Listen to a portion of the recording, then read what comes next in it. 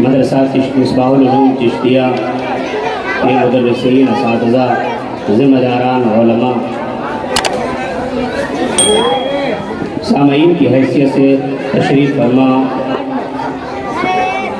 عزیز طلباء اور طالبات اور ان کے والدین اور دیگر سامعین، السلام علیکم ورحمۃ اللہ وبرکاتہ۔ الحمدللہ رب العالمین والصلاة والسلام علی سید المرسلین وعلی آلہ واصحابہ اجمعین، اما بعد، اعوذ باللہ من الشیطان الرجیم، بسم اللہ الرحمن الرحیم۔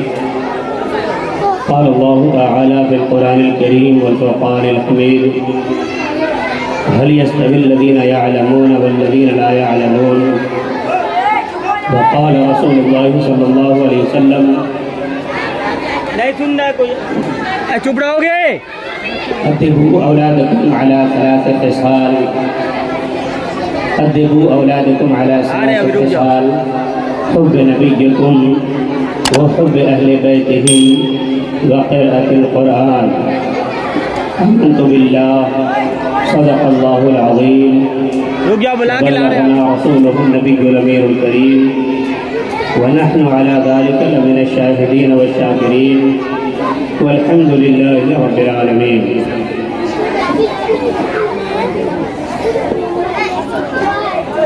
دونوں طرف میں سے کوئی ایک ہی بولے گا اور ایک طرف کا آدمی سنے گا۔ اسٹیج کے لوگ تقریر کریں گے، نعت پڑھیں گے تو نیچے بیٹھنے والے لوگ سنیں گے، اور اگر وہ لوگ بولیں گے تو اسٹیج کے لوگ خاموش بیٹھیں گے۔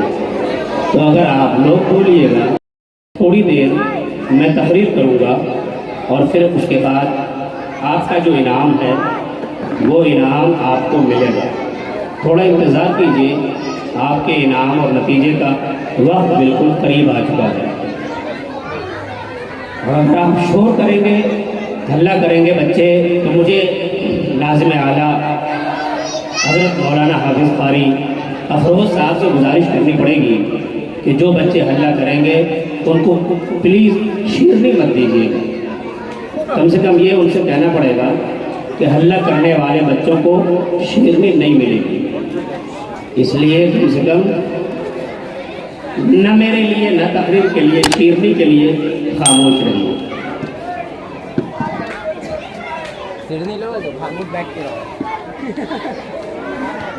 یہ ہے مدرسہ مصباح العلوم چشتیہ، جہاں کے محفل میں اور جلسے میں ہم اور آپ شرکت کرنے کی سعادت حاصل کر رہے ہیں۔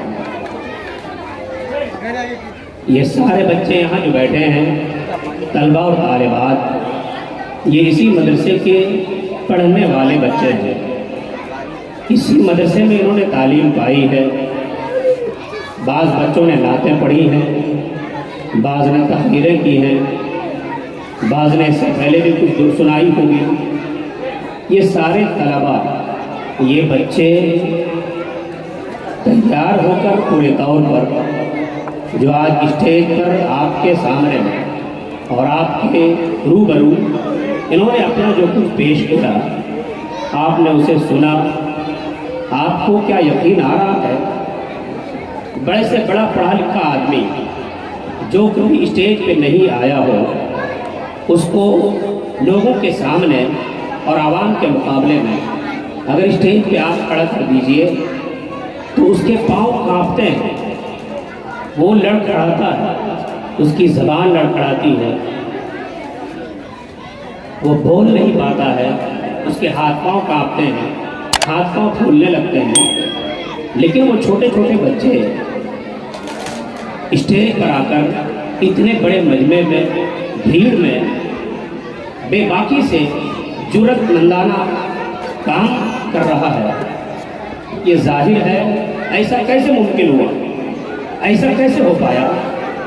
ایسا مدرسہ مصباح العلوم چشتیہ کے اساتذہ کرام کی محنتوں سے اور ان کی کوششوں سے ہو سکا ہے۔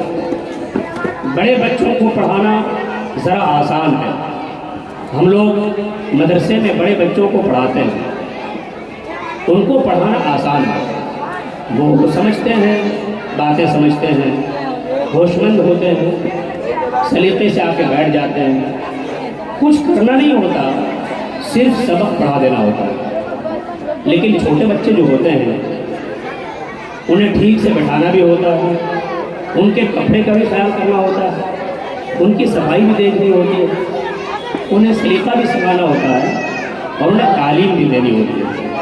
اس لیے بڑے بچوں کے مقابلے میں چھوٹے بچوں کو پڑھانا انتہائی مشکل ہے، اور اگر آزمانا ہو، آپ کو چیک کرنا ہو، تو ایک وہ مدرس جو برسوں بڑے بچوں کو پڑھانے کا تجربہ رکھتا ہے، اچھا خاصا تجربہ رکھتا ہے، بڑے جامعات میں پڑھایا، بڑے مدرسوں میں پڑھایا اور بڑے بچوں کو پڑھانے کا اچھا خاصا تجربہ رکھتا ہے، ایک ایسے استاذ اور ایک ایسے مدرس کو آپ چھوٹے بچوں کے مقابلے میں اور ان کے سامنے انہیں بٹھا دیجیے اور انہیں پڑھانے کے لیے کہیے کہ چھوٹے بچوں کو پڑھائیے، ایک مہینے میں یا اس سے قبل ہی وہ اکتا کر پریشان ہو کر چھوڑ دے گا، کیونکہ چھوٹے بچوں کو پڑھانا بہت مشکل ہے، انہیں پڑھانا بھی ہے، انہیں سنبھالنا بھی ہے۔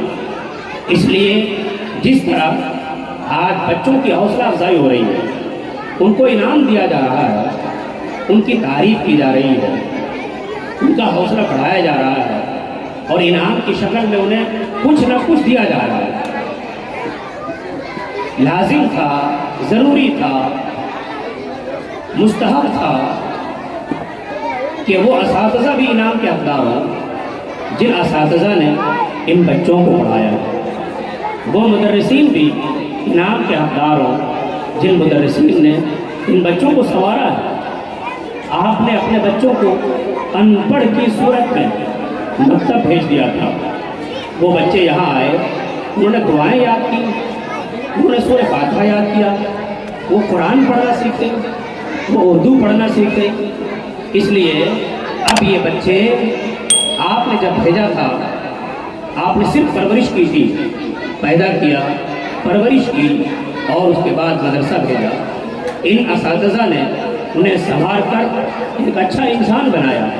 اس لیے اساتذہ ماں باپ سے بھی زیادہ اونچے مقام والے ہوتے ہیں، اساتذہ کا درجہ ماں باپ سے بھی زیادہ ہے، اس لیے کہ ماں باپ جسمانی تربیت کرتا ہے، اساتذہ روحانی تربیت کرتے ہیں، اس لیے اساتذہ کا درجہ ماں باپ سے بھی زیادہ ہے۔ آپ میں سے سارے بچوں کے یہاں والدین آئے ہیں، گارجین آئے ہیں، اور یہ سامنے ہمارے اساتذہ بیٹھے ہیں، علماء کرام بیٹھے ہیں، مسجدوں کے ائمہ بیٹھے ہیں، اور ہمارے بڑے بڑے قابل علماء بیٹھے ہیں۔ کرسی پہ بیٹھ کر تقریر کرنا میں بالکل نہیں چاہتا تھا، ان اساتذہ اور علماء اور ائمہ کے شان کے مقام کے خلاف ہے۔ میں کم عمر کا آدمی اور کم علم کا آدمی اور ان کے سامنے میں کرسی پر بیٹھ کر تقریر کروں، یہ مناسب نہیں تھا۔ میں نے انکار بھی کیا، مگر منتظمین نے اصرار کیا اور کہا کہ جب سے آیا ہے یہ، تب سے استعمال میں نہیں آیا، اس کا بھاڑا دیا گیا، اس کا خرچ دیا گیا اور اب تک استعمال نہیں ہو پایا، اس لیے آپ استعمال کر دیجئے۔ تو میں نے صرف یوز کرنے کے لیے اور استعمال کرنے کے لیے اسے اپنے کام میں لے آیا۔ یہاں بچوں کے گارجین موجود ہیں، جس طرح یہ بچے آج انعام کے حقدار ہوئے کیونکہ انہوں نے سورہ فاتحہ سنایا، انہوں نے تقریر کی، انہوں نے نعت پڑھی۔ بچوں کے گارجین سے پوچھنا چاہتا ہوں، آپ کے دل میں یہ خیال کبھی آیا کہ نہیں آیا کہ جن اساتذہ نے ہمارے بچوں کو تیار کیا ہے، ان اساتذہ کو ہم انعام دیں گے؟ جن مدرسین نے ہمارے بچوں کو سنوارا ہے، ان مدرسین کو ہم انعام دیں گے، اور ان مدرسین کو ہم خوش کریں گے، ان اساتذہ کو ہم خوش کریں گے۔ اگر ان مدرسین کو ہم انعام دے کر ان کو خوش کریں گے تو وہ اساتذہ اور زیادہ ہمارے بچوں پہ محنت کریں گے، اور ہمارے بچے اور زیادہ سنور کر نکھر کر تیار ہوں گے.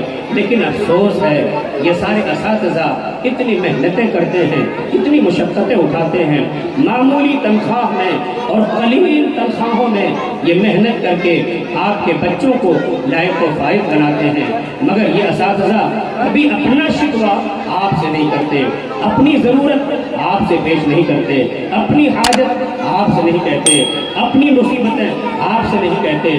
ہر حال میں, ہر وقت مشکل مسئلے میں یہ صرف آپ کے بچے ان کا مستقبل ہے, آپ کے بچے ان کی نظر میں ہیں, آپ کے بچوں کا مستقبل یہ صرف ان کا اثاثہ ہے.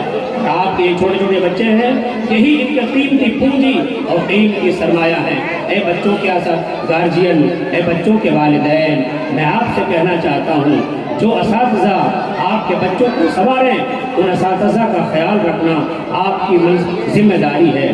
جو مدرسین آپ کے بچوں کو پڑھائیں ان مدرسین کی خیریت پوچھنا یہ آپ کی ذمہ داری ہے. کبھی ان کی خیریت پوچھا کریں, کبھی ان کے بارے میں معلوم کیا کریں, آپ کے گھر کے لوگ کیسے ہیں, حافظ صاحب آپ کے بچے کیسے ہیں, آپ کے بچے کتنے ہیں, آپ کے بچے کہاں ہیں, وہ پڑھتے ہیں کہ نہیں پڑھتے ہیں, ان کی ضرورت پوری ہوتی کہ نہیں ہوتی ہے, ان کی حاجتیں بر آتی کہ نہیں آتی ہیں. آپ ان اساتذہ سے کبھی پوچھا کریں. جب یہ پوچھنے کا معاملہ آپ کے طرف سے ہوگا تو یقیناً یہ اساتذہ اور محنت کریں گے اور مشقت کریں گے اور آپ کے لیے, آپ کے بچوں کے لیے اور زیادہ وقت لگائیں گے. اور آپ کے بچے اگر غبی بھی ہوں گے, کن ذہن بھی ہوں گے, پھر بھی اس کے پیچھے محنت کریں گے, کیونکہ وہ جانتے ہیں کہ یہ وہ بچے ہیں جو ہمارا قیمتی سرمایہ ہے, اور ان کی محنتیں ہمیں دنیا میں ملے نہ ملے, ان کا ثمرہ, ان کا نتیجہ ہمیں آخرت میں ضرور ملے گا. قرآن مجید میں اللہ تعالیٰ نے فرمایا, هل يستوي الذين يعلمون والذين لا يعلمون, جاننے والے, علم والے اور بے علم برابر نہیں ہوتے. یہ قرآن مجید نے فرمایا. ظاہر ہے قرآن کا فرمان غلط نہیں ہوتا, قرآن کا فرمان جھوٹا نہیں ہوتا, قرآن کا ہر حرف سچا, ہر بات سچی, ہر فرمان سچا. قرآن مجید کا اعلان علم والے اور بے علم برابر نہیں ہوتے. بے علم تاریکی ہے اور علم روشنی ہے, جہالت گمراہی ہے اور علم ہدایت ہے. یہ دونوں برابر نہیں ہو سکتے. اور آپ اپنے سماج میں اور اپنے معاشرے میں, اپنے گرد و پیش میں یہ بھی دیکھتے ہوں گے کہ بے علم لوگ اور علم والے لوگوں میں کتنا فرق ہے. آپ خود محسوس کرتے ہوں گے علم والے لوگوں میں اور بے علم لوگوں میں فرق محسوس کرتے ہیں. اور اگر فرق محسوس نہ کر سکیں تو جب جھگڑے ہوں, آپس میں لڑائیاں ہوں, تو اس وقت ضرور فرق محسوس کریں گے کہ جو علم والے لوگ ہوں گے وہ چاہے جتنے غصے میں ہوں, جتنی سخت لڑائیوں کے درمیان ہوں, ان کی زبان سے کبھی بیہودہ باتیں نہیں نکلیں گی, گالیاں نہیں نکلیں گی, فحش باتیں نہیں نکلیں گی, بیہودگی نہیں نکلے گی. لیکن جو بے علم ہوں گے ان کی زبانوں سے بیہودگیاں بھی نکلیں گی, لغویات بھی نکلیں گے, گالیاں بھی نکلیں گی, فحش باتیں نکلیں گی, بے حیائی کی باتیں کریں گے, بے شرمی کی باتیں کریں گے. لیکن جو علم والے لوگ ہوں گے ان کی زبانوں پہ جو باتیں ہوں گی وہ ذرا سنبھل کے ہوں گی. وہ کسی کی حق کا خیال کریں گے, وہ کسی کی رعایت کریں گے. اگر اذان ہو رہی ہوگی تو اس کا خیال کریں گے, اگر علماء گزر رہے ہوں گے تو اس کا خیال کریں گے, اگر بڑے بزرگ گزر رہے ہوں گے تو اس کا خیال کریں گے. لیکن جو بے علم ہوں گے ان کو کسی سے کوئی مطلب نہیں ہوگا. چاہے اذان ہو رہی ہو ان کی گالی بند نہیں ہوگی, چاہے علماء گزر رہے ہوں ان کی گالی بند نہیں ہوگی, چاہے امام صاحبان گزر رہے ہوں ان کی گالی بند نہیں ہوگی. حتیٰ کہ بڑے بڑے صوفیاء کرام, پیران نظام بھی ان کے سامنے آ جائیں تو ان کی زبانیں فحش اور بے حیائی باتوں سے بند نہیں ہوگی. گویا کہ قرآن مجید نے جو فرمایا کہ علم والے اور بے علم کبھی بھی برابر نہیں ہوتے, یہ قرآن مجید میں بھی آپ دیکھیں گے, اپنے معاشرے میں بھی دیکھیں گے, اور اپنے گرد و پیش میں بھی دیکھیں گے, اپنے سماج میں اور اپنے ماحول میں بھی دیکھیں گے. اس لیے آپ جہالت سے نکلیے, آپ گمراہی سے نکلیے, آپ تاریکی سے نکلیے, آپ روشنی میں آئیے, آپ ہدایت میں آئیے, آپ علم دین سے اپنے آپ کو آراستہ کیجیے. اور اصل علم علم دین ہے، اصل علم دین ہے۔ اگر کوئی علم دین نہیں سیکھا اور اسکولوں کی تعلیم پڑھا تو ماں باپ کے آداب کہاں سیکھے گا؟ ماں باپ کے حقوق کہاں سیکھے گا؟ ماں باپ کے آداب کہاں سیکھے گا؟ بڑوں کی تہذیب کہاں سیکھے گا؟ چھوٹوں کی شفقت کی تعلیم کون دے گا؟ بڑوں کی عزت کی تعلیم کون دے گا؟ ماں باپ کے آداب کی تعلیم کون دے گا؟ ماں باپ کے حقوق کی تعلیم کون دے گا؟